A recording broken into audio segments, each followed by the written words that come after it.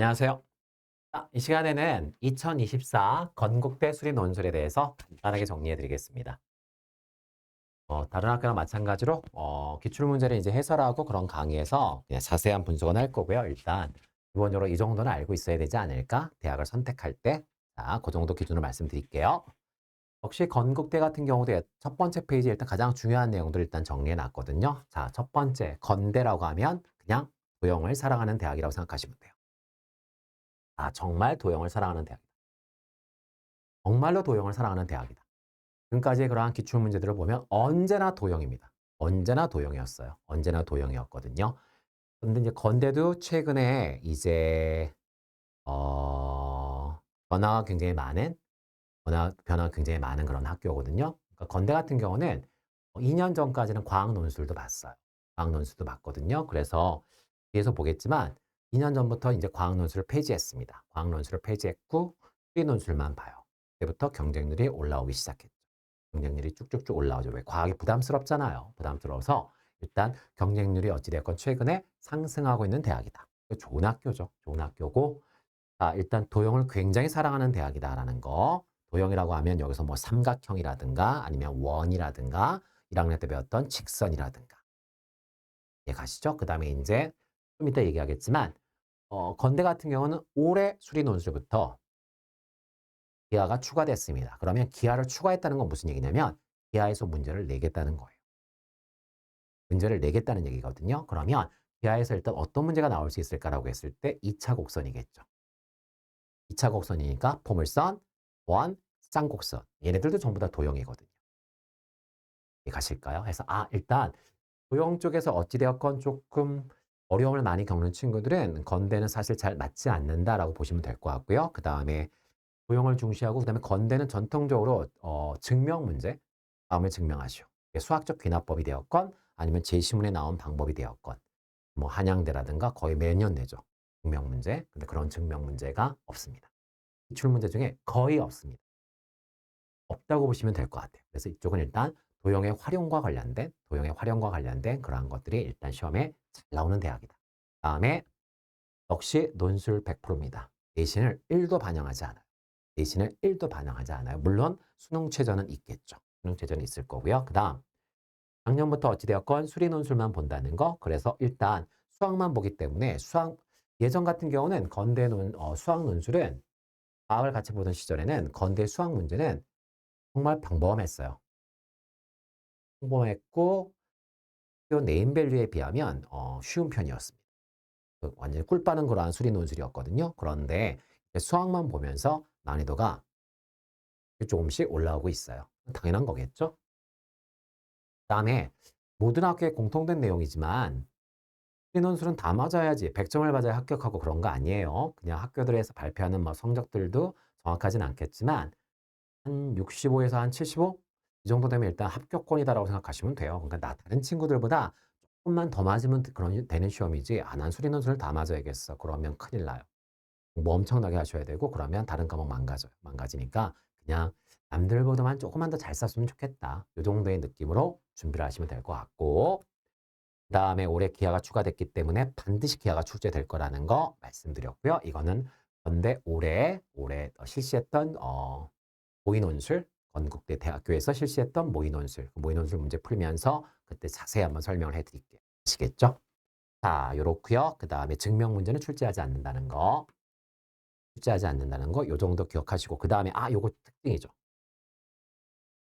대학들이 모의논술을 보는 대학들이 굉장히 많죠. 그러니까 연대 같은 경우는 모의논술을 보지 않습니다. 그러니까 팬 서비스 정신이 부족한 대학이죠. 뭐 저의 모교이기도 합니다. 하지만 일단 팬 서비스는 정말 없는 학교예요. 정말 없는 학교고 그 다음에 홍익대 같은 경우도 모의 논술을 보지 않습니다. 반면에 한양대라든가 경희대라든가 이런 데는 예전 같은 경우는 온라인, 오프라인으로 해서 모의 논술을 막 2번씩, 3번씩 이렇게 막 실시해 줬어요. 실시해 줬거든요. 그럼 사실 팬 서비스죠. 그리고 사실은 약간의 전략도 좀 있는 거죠. 왜요? 모의 논술은 항상 메인 논술보다 우리가 보는 수리 논술 시험보다는 좀 쉬워요. 모의 논술을 너무 세게 내면 애들이 겁먹고서 지원을 안 하거든요. 그럼 일단은 좀 그렇잖아요. 그래서 일단 모의 논술은 좀 편안하게 내는 경향이 있습니다. 그리고 모의 논술에서 예를 들어서 포물선이 나왔어요. 아, 진짜 시험에서도 포물선이 나오겠구나. 그렇지 않아요. 모의 논술은 그냥 어 이거보단 문제 어렵게 낼 거고 그냥 이 정도 수준보단 좀 어려울 텐데 일단 자신 있으면 한번 와 봐. 부담 갖지 말고 와. 이런 성격이 강하거든요. 근데 건대 같은 경우는 모의 논술과 실제 시험의 연계성이 굉장히 높아요. 그러니까 만약 모의 논술에서 쌍곡선이 나왔다면 '나도 쌍곡선이 나올 것 같은데.'라는 생각을 하셔도 돼요. 아니면 '쌍곡선의 친구인 타원 이 정도에서 내겠구나.' 만약에 쌍곡선 문제가 나왔는데 거기에다 평면 벡터를 살짝 결합시켰어요. 그러면 '아 이 정도 아시면 될 것 같아요. 올해 시험에는 2차 곡선과 벡터의 연산이 결합돼서 나올 수 있겠구나.' 그만큼 연계성이 강합니다. 그 말은 무슨 얘기죠? 올해 실시했던 모의 논술 문제를 진짜 철저하게 분석을 하셔야 된다는 얘기예요. 이해가실까요? 그 정도로 하면 일단 건대의 수리 논술에 대한 총평은 된 것 같아요. 된 것 같고 요 정도 알고 계시면 사실 되지 않을까라고 생각해요. 뭐 며칠 날 뭐냐 수능 뒤에 봅니다. 이 정도만 알면 되지 뭐 몇 시에 본다. 이건 사실 이제 나중에 원 썼을 때 시간 겹치지 않게 그때만 잘 확인해서 수험생 여러분들이 결정하시면 될 것 같고요.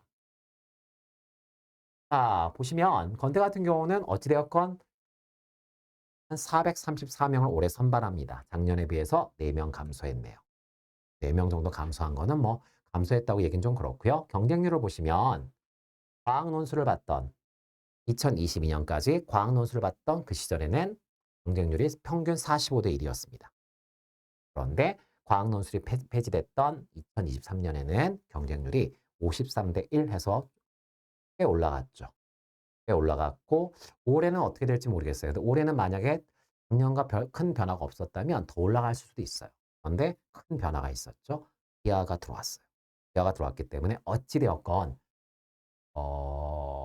대부분의 수험생들은 기아 같은 경우는 이게 전공 선택이잖아요. 전공 선택이어서 이게 등급이 A, B, C로 나오잖아요. 그래서 사실 기아는 사실 이렇게 엄청나게 공부들을 잘 안 하거든요. 잘 안 하거든요. 그래서 기아가 좀 부담스러울 수 있는데 다시 한번 말씀드리지만 다른 학교 논술 설명할 때 제가 말씀드렸고요. 참 그리고 인제 지금 제가 대학별 논술을 얘기하고 있는데 그냥 논술 전형 전체에 대한 다른 학교들 다 비교해 가면서 하는 그런 총론 강의를 하나 찍을 거예요. 그때 인제 제가 자세히 한번 말씀을 드릴 거거든요. 최대한 빠른 시일 내에 찍을 거고요. 그때 한번 좀 비교해서 보시면 될 것 같은데 어찌 되었건 요즘 트렌드는 기아를 다 포함시키는 게 일단 트렌드입니다. 이름 있는 대학들은 다 포함시키고요. 그다음에 그냥 형식적으로 포함시키는 게 아니라 진짜 내겠다는 의지예요. 내겠다는 의지거든요. 그래서 그런 것들 때문에 아마 올해 경쟁률은 예하고 비슷하거나 조금 떨어지지 않을까라고 조심스럽게 예상할 수 있고요. 그다음 수능 최저는 뭐 수의학과는 아시잖아요. 워낙 센 학교라는 거. 수의학과는 막 경쟁률 막 340대 1 막 이렇잖아요. 수의학과는 3합4예요. 즉 세 과목의 등급 합쳐서 4 이내가 돼야 된다는 거죠. 요건 이해하실 것 같고요. 그다음에 어 나머지는 뭐냐면 인제 수의학과를 제외한 나머지 학과들이요. 그러니까 수의학과 빼고 나머지 몽땅 다 2합 5 예요. 두 개, 두 과목의 등급 더해서 5. 5등급 이내면 충분하다 이 얘기고요. 제가 경희대 논술을 논술 전형에서 설명할 때도 말씀드렸지만 2합 5라고 하는 조건은 절대로 가벼운 조건이 아닙니다. 절대 쉬운 조건 아니에요. 신경 쓰셔야 돼요. 그래서 사실 논술은 이렇게 생각하시면 될 것 같아요. 논술 잘 쓰고 수능 잘 보고 그러면 돼요. 정시는 수능을 진짜 잘 봐야 되는 거고요. 논술은 수능을 적당히 잘 보고 논술 잘 쓰고. 내신은 거의 뭐 건대 같은 경우는 그냥 논술 100%니까 뭐 내신은 그냥 빵 프로죠. 그다음에 한국사 반드시 응시하고 5등급 이내에 들어야 되고요. 탐구는 역시 한 과목만 봅니다. 그래서 보시면 이 조건은 경희대랑 정확하게 똑같아요. 경희대랑 똑같으니까 이제 계속해서 우리가 학교별로 진행을 하겠지만 아주 많은 학교들, 이름 있는 학교들은 거의 다 비슷합니다. 그러니까 그렇게 일단 이해하시면 될 것 같고요. 수능 끝나고 나서 이틀 뒤에 본다는 거. 그다음에 어 전공 과목에 따라서 시간이 2시에 볼 수도 있고 5시 40분에 볼 수도 있다는 거. 그다음에 시험 시간은 다른 학교에 비해서는 20분이 짧습니다. 짧아서 100분. 아마 그 이유는 일단은 도형 문제, 도형 활용 문제는 사실 아이디어만 떠오르면 이렇게 문제를 풀어나갈 때 시간이 많이 걸리진 않거든요. 그리고 건대 문제가 이렇게 계산이 엄청 복잡한 문제를 출제하는 대학은 아닙니다. 다가 증명 문제도 없습니다. 그렇기 때문에 사실은 시간이 많이 부족한 그런 학교라고 얘기할 수는 없을 것 같고요. 그다음에 또 여기 있지만 문항을 5문항에서 4문항으로 좀 줄였어요. 5문항에서 일단 4문항으로 좀 줄였거든요. 줄였기 때문에 아마 시간에 대한 그런 압박감은 조금 줄어들지 않을까라는 생각을 해봅니다. 다음에 출제 범위는 아까 말씀드렸어요. 작년까지는 여기까지였어요. 여기까지였는데 올해 기하가 추가됐습니다. 기하가 추가됐다는 거 꼭 기억하셔야 될 것 같고요. 그 다음에 이제 건국대 같은 경우는 최근에 2, 3년 동안에 난이도가 급격히 올라왔고요. 그 다음에 출제 스타일도 바뀌었습니다. 바뀌었거든요. 이렇게 생각하시면 돼요. 2년 전까지의 건대 문제는, 3년 전까지의 건대 문제는 100% 도형 문제였다고 생각하셔도 돼요. 그 정도였는데 이제는 확통을 내요. 확통을 내고 올해부터는 기하도 내겠대요. 기하도 내겠다라고 얘기를 했습니다.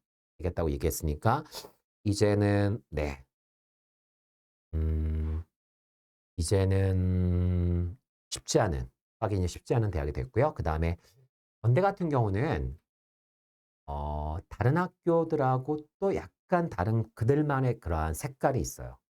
출제 유형이 있거든요. 그래서 어떤 느낌이냐면 수능에서도 도형 문제 나오잖아요. 나오는데 어떤 느낌이냐면 결이 좀 달라요. 여러분들이 준비하는 수능에 나오는 도형 문제와는 느낌이 좀 달라요. 이렇게 손으로 만졌다고 했을 때 수능이나 이런 대비할 때 나오는 도형 문제는 잘 정제된 매끄러운 느낌이라면 경희대 도형 문제들은 조금 거친 그런 느낌이에요. 그래서 이 얘기를 내가 왜 하냐면 어, 건국대의 그 도형 문제는 좀 결이 다른 느낌이거든요. 그래서 일단은 연습을 좀 하고 싶다라고 생각을 하신다면 아주 예전 문제들은 별로 도움이 되시지 않을 것 같아요. 그래서 일단 최근 3년치 문제를 모의 논술과 실제 기출됐던 문제를 짝짓기를 해가면서 잘 연습을 하십시오. 연습을 하시고 그리고 나서 어차피 한 군데만 쓰지는 않을 거잖아요. 그래서 일단 다른 학교의 문제들 중에서 경희대 도형 문제, 그 다음에 중앙대 확통 문제, 그 다음에 시립대에 나와 있는 도형과 도형 문제라고 해서 도형만 낸다는 건 절대 아니에요. 거기에 이제 막 미분을 결합시키고 뭐 적분을 결합시키겠죠. 당연한 얘기잖아요. 그렇죠? 아니면 극한을 물어보든가 물어볼 텐데 어찌되었건 비슷한 네임밸류를 가진 학교들의 도형 문제를 골라서 풀어봤으면 좋겠어요. 경희대 아주 옛날 막 7년 전, 8년 전에 도형 문제를 푸는 게 대비가 아니고요. 최근에 한 3년치의 비슷한 네임의 수준의 그러한 시험을 보는 학교들의 문제를 도형 문제와 관련된 것들을 연습을 좀 하시면 실제 실전에서 많은 도움을 받으실 수 있어요. 아시겠습니까? 충분히 고민하시고 잘 선택하시고요. 그 다음에 반드시 합격의 기쁨 누렸으면 좋겠습니다. 행복하세요.